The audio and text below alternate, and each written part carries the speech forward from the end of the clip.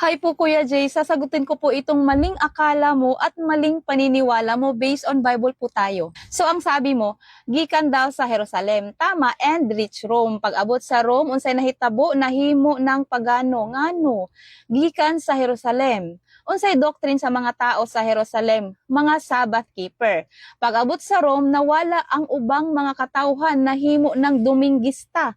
Apan ang tinuod nga gikan sa Jerusalem, magpabilin gihapon Sabbath keeper like Jesus. Jesus is Sabbath keeper, not Sunday keeper. Nagbigay ka ng talata, Lucas chapter 4 verse 16. Unsay giingon ni Jesus, giusaban niya ang balaod. Matthew chapter 5 verse 17 to 19, maunay sundan ninyo. So ang sabi po niya dito, nang makarating daw sa Roma ang mga Kristiyano, naging pagano na daw ang iba. Dahil kung nagmula pa daw sa Jerusalem ang church, Sabbath keeper daw dapat ito, hindi Sunday keeper. Gaya daw ni Jesus na Sabbath keeper at nagbigay siya ng talata ang Lucas chapter 4 verse 16. At sinabi din niya na hindi daw binago ni Jesus ang batas na mababasa natin sa Matthew chapter 5 verse 17 to 19. Ito daw dapat ang sundin natin. Brother, bago po kita sagutin at bago po natin basahin ang mga Bible verses na ibinigay mo, gusto ko po sanang ipakilala sa inyo kung ano nga ba ang kahibahan ng mga Hudyo at mga Hintil. Kailangan po natin silang i-identify para hindi po tayo ma-confuse o malito tungkol sa kautusan sa Old Testament at ang kautusan sa New Testament. So ano nga ba ang mga Hudyo? Ang mga Hudyo ay ang mga Israelita, ang bayang pinili ng Diyos sa Old Testament noong kapanahunan ni Moises. Sila ang mga kalahi ni na Abraham, Isaac at Jacob. At sa kanila lang ibinigay ang mga kautusan sa pamamagitan ni Moises, kabilang ang Sabat, pagtutuli, mga batas sa pagkain, at iba pang seremonyal na kautusan. Ang mga ito ay tanda ng tipan ng Diyos sa bayan ng Israel. Exodus chapter 31 verse 13 to 17, sabihin mo sa mga Israelita na ipangilin ang araw ng pamamahinga sapagkat ito ang magsisilbing palatandaan sa inyo at sa inyong mga salinlahi na kayo'y aking pinili para maging bayan ko. Ipangilin ninyo ang araw ng pamamahinga sapagkat ito'y sagrado. Papatayin ang sinumang hindi magpahalaga rito at ititiwalag ang sinumang magtrabaho sa araw na ito. Malinaw na ito ay ang kautusan ng Diyos sa mga Israelita lamang na ipangilin ang Sabat. Sila po ay ang mga Hudyo, mga taga-Israel. Ang kasunduang iyan ay palatandaan na sila ay pinili para maging bayan ng Diyos. Pero paano naman ang mga Hintil? Ang mga Hintil naman ay ang bayan na hindi sakop sa Israel gaya ng Egypt, Roma at iba pa. Hindi nila kilala ang tunay na Diyos, ang Diyos ni Abraham. Sa Old Testament, ang mga Hintil ay hindi pinili ng Diyos para maging bayan niya. Kaya walang kasunduang Sabat between sa mga Hintil at sa Diyos. So bakit ang mga Israelita lang or ang mga Hudyo lang ang may kautusan ng Sabat? Naalala niyo po ba na ang mga Hudyo ay naging alipin ng mga taga-Ehipto for approximately 400 years? Mababasa natin iyan sa mga Bible verses na ito. Kung naalala ninyo, grabe ang kanilang paghihirap sa kamay ni Haring Paraon. Subsob sa trabaho, pinaparusahan, inaalipusta, inaabuso, talagang grabe ang pagtitiis nila bilang alipin. At sino ang nagligtas sa mga Hudyo mula sa pagkaalipin? Ang Diyos sa pamamagitan ni Moises. Ito yung time na hinati ni Moses ang dagat upang makatawid lamang sila para makatakas mula sa hukbo ni Haring Paraon. Deuteronomio chapter 5 verse 15, at iyong aalalahanin na ikaw ay naging alipin sa lupain ng Ehipto at ikaw ay inilabas ng Panginoon mong Diyos doon sa pamamagitan ng isang makapangyarihang kamay at unat na bisig. Kaya't iniutos sa iyo ng Panginoon mong Diyos na ipangilin mo ang araw ng Sabat. Ito ang dahilan kung bakit meron silang kasunduan ng Sabat.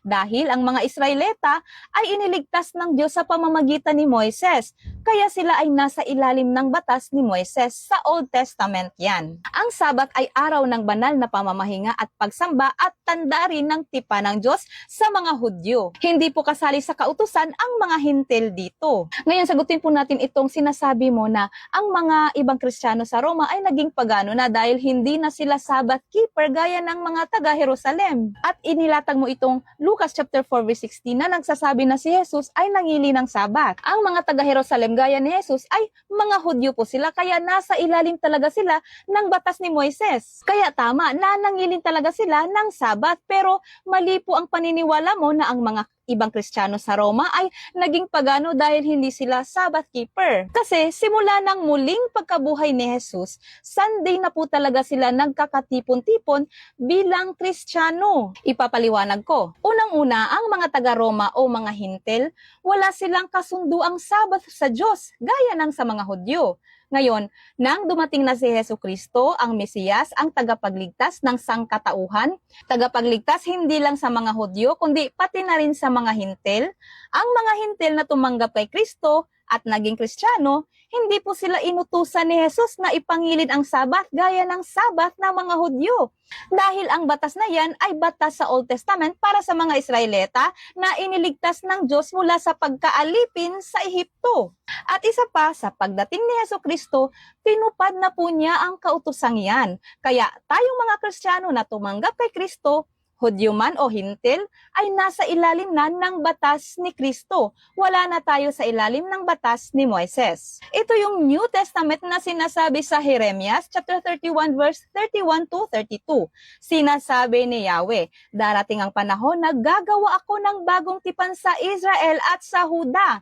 Ito hindi tulad ng kasunduang ginawa ko sa kanilang mga ninuno nang ilabas ko sila sa Ehipto. Bagamat para akong isang asawa sa kanila, sinira nila ang kasunduang ito. Malinaw ang sinabi dito na gagawa ang Diyos ng bagong kasunduan o bagong tipan, New Testament, na hindi katulad sa ibinigay ng Diyos noon.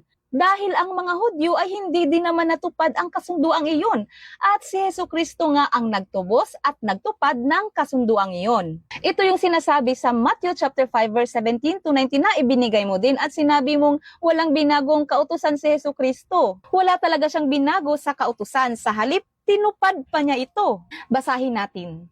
Huwag ninyong akalaing naparito ako upang ipawalang bisa ang kautusan at ang mga propeta. Naparito ako hindi upang ipawalang bisa ang mga iyon, kundi upang tuparin. Tandaan ninyo, maglalaho ang langit at ang lupa, ngunit ni isang tuldok o kudlit man ng kautusan ay di mawawala ng bisa hanggat hindi natutupad ang lahat. Kaya't sino mang magpawalang bisa sa kaliit-liitang bahagi nito at magturo ng gayon sa mga tao ay magiging pinakamababa sa kaharian ng langit. Ngunit ang sumusunod sa kautusan at nagtuturo sa mga tao na tuparin iyon ay magiging dakila sa kaharian ng langit. Pansinin po natin ang sinabi ni Jesus na naparito siya upang tuparin. Ang alin? Sabi dito, ngunit ni isang tuldok o kudlit man ng kautusan ay di mawawala ng bisa hanggat hindi natutupad ang lahat. Ibig sabihin, merong tutupad sa lahat, sa propesiya, sa pangako, sa sakripisyo na sinasabi sa Old Testament, sa lahat. Pati na ang New Testament na sinasabi ni Propetang Jeremias. Si Jesucristo ang tutupad niyan. Kung natatandaan ninyo rin, sinabi ni Apostol Pablo sa Colosas chapter 2 verse 16 to 17. Kaya't huwag kayong padadala sa paghatol ng sino man tungkol sa pagkain o inumin, o tungkol sa kapistahan, bagong buwan, o araw ng Sabat.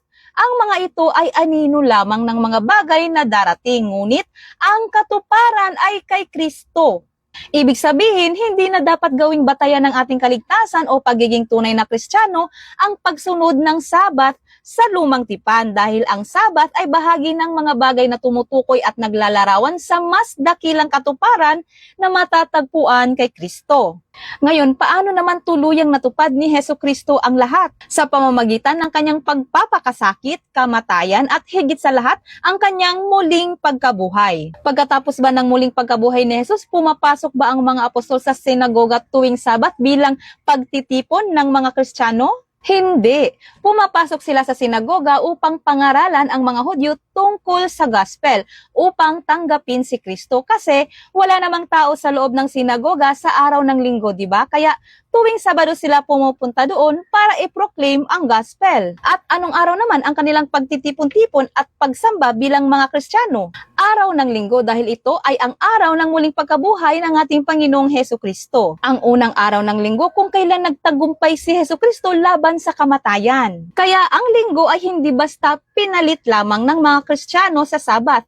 Ito ay may malalim na kahulugan dahil dito naganap ang muling pagkabuhay ni Jesus, ang sentro ng ating pananampalataya na mababasa natin sa Matthew chapter 28. So patunay na ang pagtitipon-tipon nila bilang mga Kristiyano ay nangyayari talaga sa araw ng linggo. Basahin natin sa Biblia. Mateo chapter 28 verse 8 and 9, at dali-dali nga silang umalis sa libingan na may magkahalong takot at galak, at patakbong pumunta sa mga alagad upang ibalita ang nangyari. Ngunit sinalubong sila ni Jesus at binati. Lumapit sila sa kanya, hinawakan ang kanyang mga paa at sinamba siya. Ito ang araw ng muling pagkabuhay ni Jesus. Sa araw ng linggo, dito sinamba nila si Jesus. Juan chapter 20 verse 19, nang magdadapit hapon na ng araw na yon, na unang araw ng linggo, habang nakasara ang mga pinto sa kinaroroonan ng mga alagad dahil sa takot sa mga Hudyo, dumating si Jesus at tumayo sa gitna at sa kanila'y sinabi, kapayapaan ang sumainyo. Malinaw dito na nagtitipon-tipon sila kasama si Jesus sa araw ng linggo, at mababasa din natin sa verse 26 na muli silang nagtitipon-tipon kasama si Jesus pagkaraan ng isang linggo, which is Sunday pa rin. Mga Gawa chapter 20 verse 7, ng unang araw ng Sanlinggo kami nagkatipon upang magpira-piraso ng tinapay. Si Pablo'y nangaral sa kanila hanggang hating gabi sapagkat aalis na siya kinabukasan. Makikita natin sa Biblia na pagkatapos ng muling pagkabuhay ni Jesus, ang mga alagad ay nagkakatipon-tipon na at sumasamba bilang Kristiyano tuwing linggo. At naalala nyo ba ang nangyari na mababasa natin sa mga Gawa chapter 2? Ito ay ang nangyari sa Pentecost Sunday. Ito ay ang unang pagtitipon ng buong mananampalatayang Kristiyano mula sa iba't ibang bayan. Para siyang international gathering ng mga Kristiyano. Nagsalita at nangaral din si Apostol Pedro dito. Nagbautismo siya ng 3,000 katao at bumaba sa kanila ang Espiritu Santo. Nangyari po ito sa Pentecost Sunday. Kaya po Kuya Jay, mali po ang paniniwala mong naging pagano ang mga Kristiyano sa Roma dahil lang sa hindi sila sumasamba sa araw ng Sabado, kundi linggo. Bilang mga Kristiyano, wala na po tayo sa lumang kautusan ni Moises, nasa bagong tipan na po tayo kay Kristo. At ang pagtitipon-tipon natin tuwing linggo ay may kaugnayan sa katuparan ng bagong tipan at ng muling pagkabuhay ni Hesukristo. Ito po yung the Lord's Day na sinasabi sa Revelation chapter 1 verse 10. I was in the Spirit on the Lord's Day, and I heard behind me a loud voice like a trumpet.